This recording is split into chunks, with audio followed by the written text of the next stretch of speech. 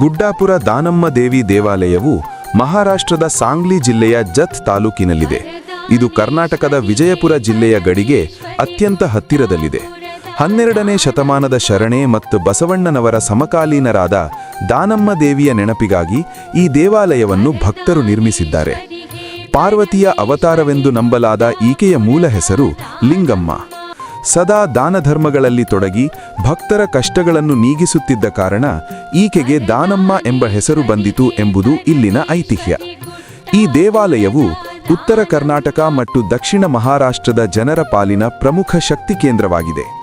ಇಲ್ಲಿ ಪ್ರತಿ ವರ್ಷ ಚೈತ್ರ ಪೂರ್ಣಿಮೆಯ ಸಮಯದಲ್ಲಿ ಅತ್ಯಂತ ಅದ್ಧೂರಿ ಜಾತ್ರೆ ನಡೆಯುತ್ತದೆ.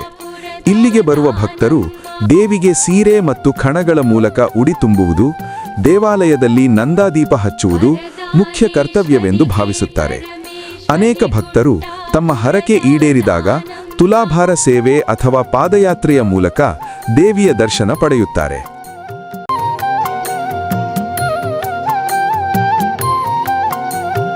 ವರದಾನೆ